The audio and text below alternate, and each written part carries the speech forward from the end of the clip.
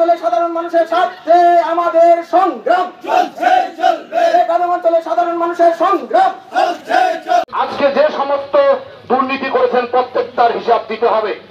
বন্ধুগণ, আপনারা হয়তো কালকে দেখছেন এই আমরা ভারতীয় জনতা পার্টি আমাদের ধূপগুড়ি ৩ নং মণ্ডলের অবস্থিত গাদং ৮ নং অঞ্চলের উদ্যোগে আজকে গাদংয়ের উপরে সুইটসঙ্গ পাঠাগার থেকে গাদংয়ের যে প্রবেশদ্বার, যে রাস্তা, যে মূল রাস্তা, এই রাস্তার যে বেহাল দশা দীর্ঘদিন যাবৎ, এখানে প্রতিনিয়ত পথ চলতি মানুষের যেভাবে অসুবিধা, বিশেষ করে এখানে এই রাস্তা কৃষক থেকে শুরু করে সাধারণ মানুষ, ছাত্র ছাত্রী থেকে শুরু করে সমস্ত মানুষ যাতায়াত করার ক্ষেত্রে যেভাবে যে অবস্থায় প্রতিনিয়তভাবে মানে দুর্ভোগে যে ভুগছে, তার যে প্রতিবাদ আজকে এই নতুন করে যে রাস্তা সংস্কার এবং নির্মাণের দাবিতে, পাশাপাশি রাস্তাটাকে সম্প্রসারণ করার দাবিতে আজকের আমাদের এই প্রতীকী আন্দোলন ছিল।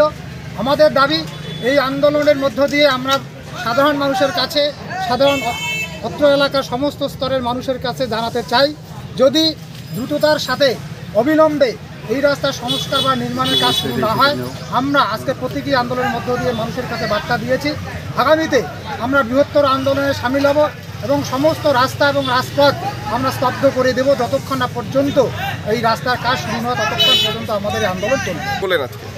আমরা আজকের প্রতীকী আন্দোলন খুব অল্প সময়ের মধ্যে করেছি, প্রায় আধা ঘন্টা থেকে ৪৫ মিনিট এই ধরনের আন্দোলন আমরা করেছি।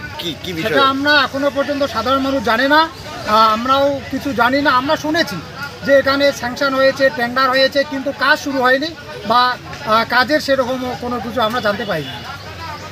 আপনার নাম? আমার নাম বসন্ত রায়, সভাপতি ধূপগুড়ি ৩ নং মণ্ডল।